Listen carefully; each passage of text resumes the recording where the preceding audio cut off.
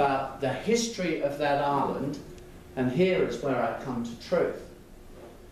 Talk to them about the history of the island, and they have different narratives about the history of the island. You should face up to the truth. I do face up to the truth. This is my narrative. But you know, the Greek Cypriots would say that's just an outrage. That's not what happened at all. What is truth? We might have our Australian view, which would probably be built on the foundations of, it's the right thing for me to say these days, on the foundations of a kind of British view of truth in Cyprus, because that's where we derive a lot of our history from and our analysis of history from. But I can tell you the Cypriots have different definitions of truth in terms of analysing history. You find that in the Middle East, you find that in Kashmir, you find that in places like Bougainville or in East Timor, you find that in conflict societies the whole time. They are steeped in history. They are steeped in history, conflict societies. In Cyprus, they know history only too well.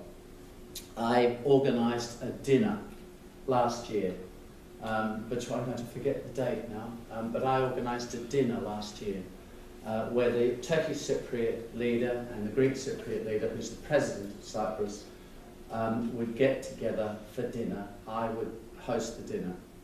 And I said, it's almost a year ago actually, it's 11 months ago, I said, the day that suits me is the 29th of May. And that seemed absolutely, I think it's May, that seemed, yes, I think it was May, that seemed absolutely fine. The Turkish Cypriot leader said, yep, that's absolutely fine, I shall be there, I'm free. The Greek Cypriot leader said to me, you know, you're not really being serious, are you? The 29th of May. I said, Nikos, for that is his name, is that your birthday? He said, that is the day that Constantinople was sacked in 1453 by the Ottomans, the Turks. And you think you can get away with having it? I said, Nikos, it's the 30th. I meant the 30th. There's a huge explosion of outrage, though, I tell you this, in the Greek Cypriot media, that Downer had suggested that anniversary deliberately in order to humiliate the Greek Cypriots. And this showed how biased I was. Well, I'm not thinking about, funnily enough, because I come from Adelaide, I'm not thinking about the 29th of May. It doesn't mean anything to me, the 29th of May, by the way. It might be one or two of you here, it might be your birthday or something. But for me, it's not a day of any importance. I said to the president of Cyprus, I said that, you know, 1453 is a little while ago. I mean, and Constantinople, now Istanbul, is not in Cyprus either. But there you are, these points of history, which are light matters for us, are not light matters for them. The Ottomans, the Turks, came to Cyprus and took Cyprus in 1571. And they took it from the Venetians. They sacked the city of Famagusta. They flayed alive, literally, took the skin off the Venetian commander, obviously killed him, and cut his body up and sent some of the body parts back to Istanbul to demonstrate their huge and historic success against the Venetians.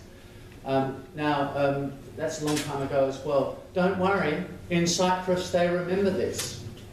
This is, for the Turkish Cypriots, an extremely good day. In fact, I've given you a couple of good days. Things are not going well for the Greek Cypriots.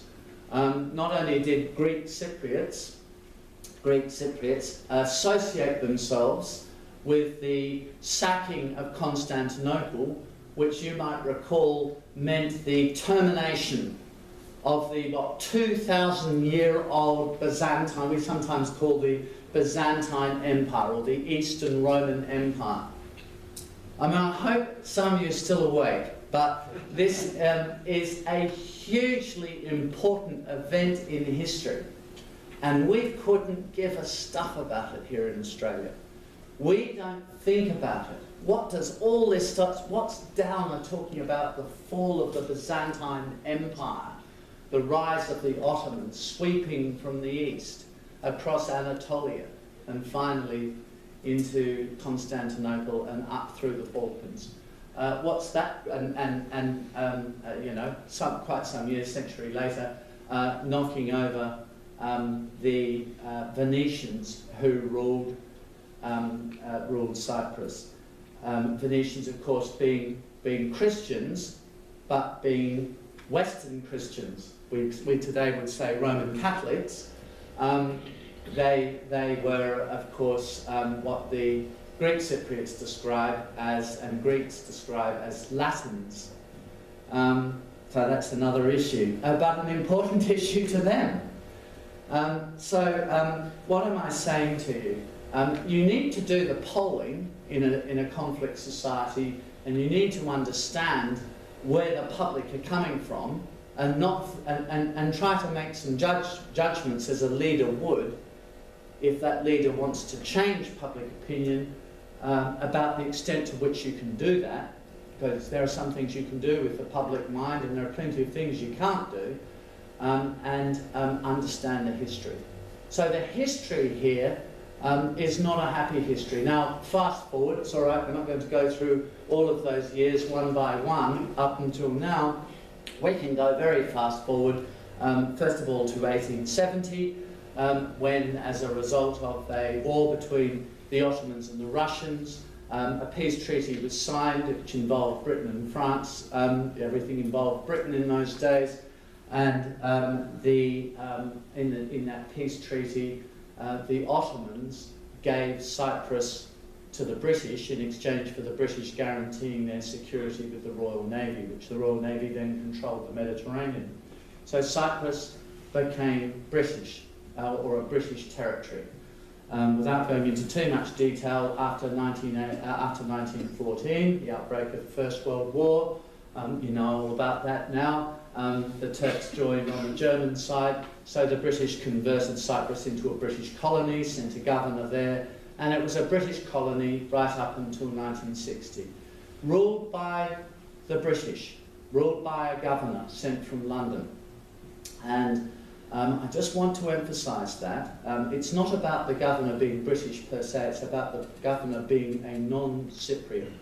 And the British managed to sort of keep the place going. Didn't invest very much in it, weren't all that interested in it. Malta was their great naval base in the Mediterranean, that's what they invested in, not Cyprus. Cyprus doesn't have a big natural harbour, so that's why the British invested in Malta rather than Cyprus. But Cyprus was strategically important to them because it's relatively close, an hour's flight from the Suez Canal. And the Suez Canal, as the 19th century wore on, towards the end of the 19th century, became their critical link to India from Britain. In the 1950s, as you know, the decolonisation process occurred, and the British decided to give Cyprus independence. But what were they going to do about these divided communities? So they got the Greeks, as in the Greek Greeks, the Athens Greeks, and the Turks, to negotiate, those two countries to negotiate a constitution for Cyprus, which would be a power-sharing constitution. So this is known as the 1960 Constitution. This constitution created a president and a vice president. The president would always be a Greek Cypriot because they're more numerous. The vice president always a Turkish Cypriot. But the government could not make a decision by one community alone. The two communities had to, at least to some extent, agree on a decision before a decision could become law. This constitution came into force in 1960. The great day arrived. For the first time in 2,000 years, Cyprus became an independent country. So after 2,000 years of being colonised by all sorts of people, as I've been telling you, the British, the Ottomans, the Venetians, before that the French.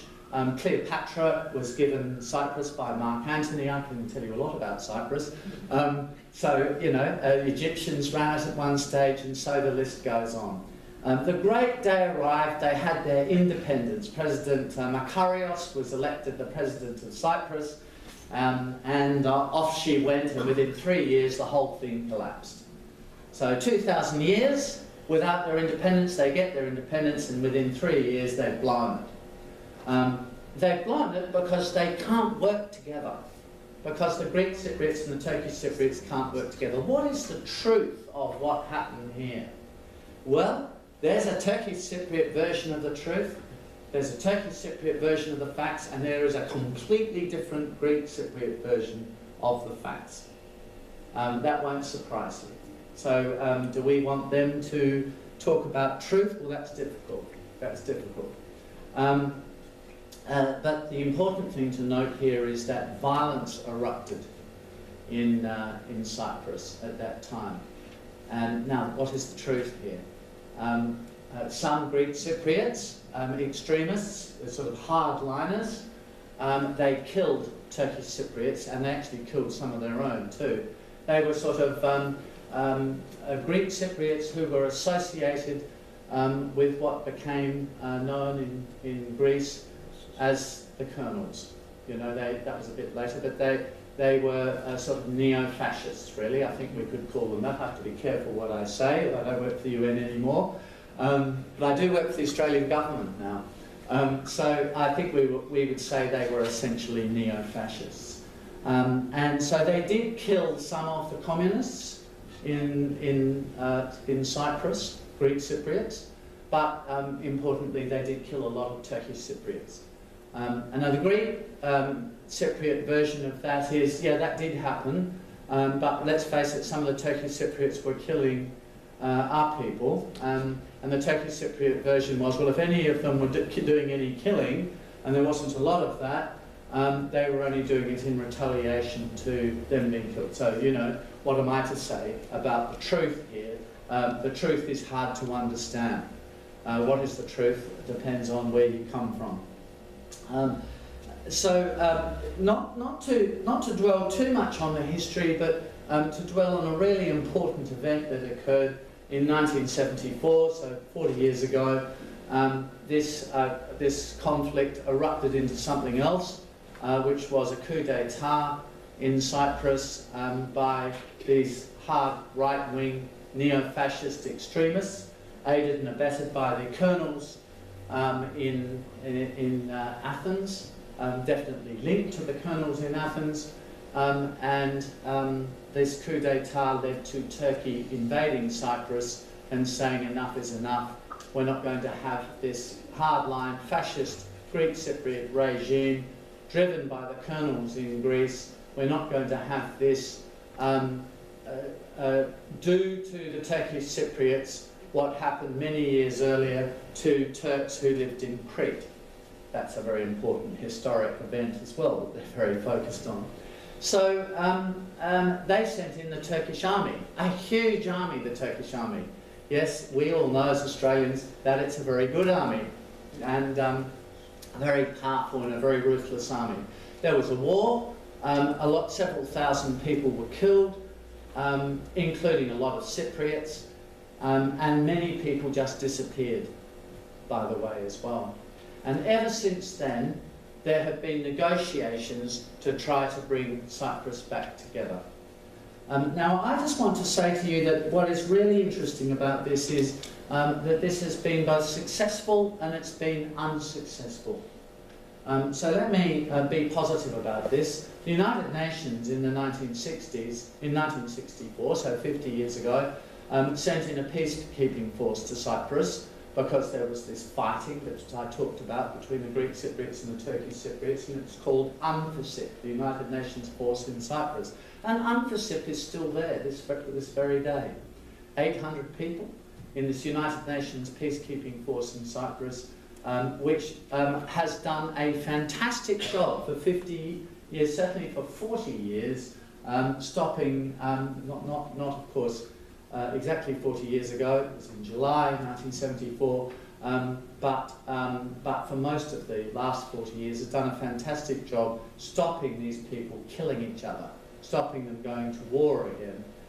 In other words, being a force for peace there, and trying to be relatively neutral between the two sides in the way they have handled this. Over and above that, there has been an effort to try to think about what kind of an agreement you could make to bring the country back together and to reconcile the Turkish Cypriots and the Greek Cypriots. But remember all I've been telling you, I hope it's not too boring, but remember all I've been telling you about the huge burden of history that every single one, I don't know if any of you are Cypriots here, by origin, but the huge burden of history that they carry. Of course, they're nothing like unique in that respect, many peoples do. But the huge burden of history that they carry. But they have come to a very basic agreement, and they did in 1977, that the best way to live together is to kind of split the difference, to have reunite the island as one country again, but to have what they call a bizonal, a bicommunal, bizonal federation. So we understand a federation, it would be a federation of two states, though, with two states, a federal government, and there would be two zones. A Turkish Cypriot zone in the north of the island, nice and close to Turkey, which is 60 kilometres north of Cyprus, and which is the part of Cyprus which in any case is occupied by the Turkish army to this very day. And the Greek Cypriots would have, their zone would be the rest of the island, but it would be one country, so these two zones would effectively be states, or what they call in Cyprus constituent states. And that sounds like great. They can all get together again and they can all reconcile because they've agreed to this. Who's agreed to this, though? Who agreed to this? Well, the leaders agreed. President Makarios, the then President of Cyprus and the Greek Cypriot leader, he agreed to this. He's often credited with having come up with the idea. I doubt that's true, but he's credited with it. The United Nations Security Council has agreed to it unanimously. Not much they agree to unanimously, but they've agreed to that unanimously. Turkey's agreed to it. So it sounds just like great. But remember what I said a lot earlier about the polls. Has the public of Cyprus agreed to this? Now, if you ask Greek Cypriots today, all those years later, 40 years later, if you ask them what is their preferred solution to the division of Cyprus, for the purposes of this lecture series, let us say reconciliation, the ultimate reconciliation. They all get together again in one country and live happily ever after. Flowers all around. Great. And definitely would have been a Nobel Peace Prize for me if I'd thought that off. So disappointing. $1.2 million. I think university probably would have demanded a fair chunk of it. But, the answer to this is that neither the Turkish Cypriots nor the Greek Cypriots think this is their preferred solution. So the leaders say, well, you know, we should do this, but the public doesn't agree that this is the best solution.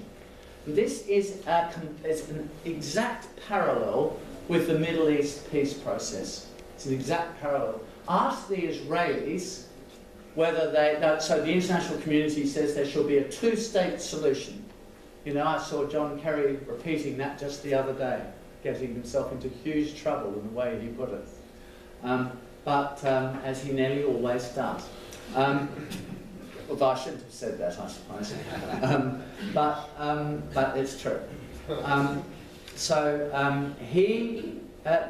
Israelis, if you do a poll of Israelis, they're sort of, well, a two-state solution, okay, but the main thing is we have Israel, and Israel's essentially a Jewish state. I mean, that's what we want. if you ask the Palestinians,